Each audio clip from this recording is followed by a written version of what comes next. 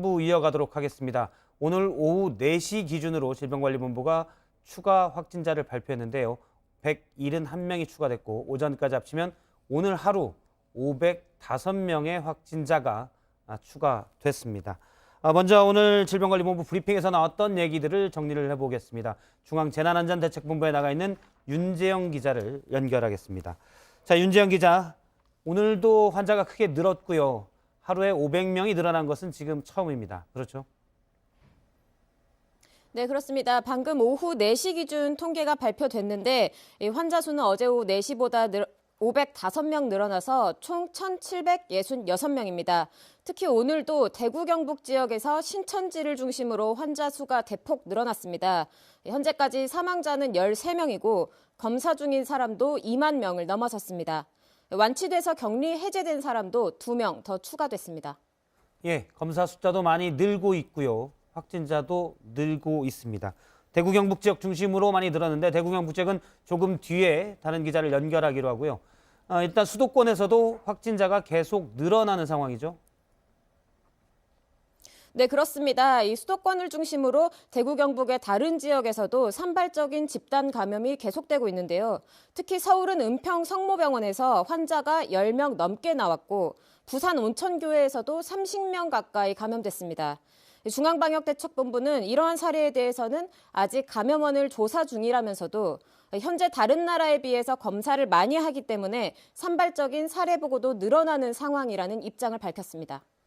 예, 환자 수가 급격히 늘어나면서 방역 전략도 바뀌어야 한다는 얘기가 꾸준히 나오고 있습니다. 혹시 오늘 질병관리본부의 브리핑에서 이와 관련돼서 언급된 게 있습니까? 네, 중앙방역대책본부는 오늘 지자체에서 기초 역학조사를 분담할 수 있도록 역할을 분담하겠다고 밝혔습니다. 지금까지는 바이러스 특성에 대해서 정보가 적어서 중앙에서도 역학조사에 집중을 했지만 이젠 어느 정도 시간이 지난 만큼 이 지자체가 하루 이틀 내에 접촉자를 빨리 찾아내서 격리를 시킬 수 있도록 하겠다는 겁니다. 다만 지금까지 지역사회에 대한 일반적인 노출 정도로 감염된 사례는 없었다며 시설이나 의료기관 같은 곳을 중심으로 집단 감염을 막는 데 집중하겠다고 밝혔습니다. 예, 확진자가 크게 늘어나면 걱정이 되는 것은 바로 의료진의 여력입니다. 특히 병상 부족 이야기도 계속 나오고 있는데요. 오늘 자가격리돼 있던 확진자가 병원에 이송되다가 사망한 사례가 있는데 이와 관련해서 추가로 나온 얘기가 있습니까? 네, 대구에서 나온 13번째 사망자의 경우인데요. 고령의 질환이 있었지만 자신의 집에서 병상 배정을 기다리다가 상태가 나빠져서 오늘 오전에 사망했습니다. 이 때문에 환자의 상태를 제대로 진단하지 못하고 적절한 치료를 못했다는 지적이 나왔습니다.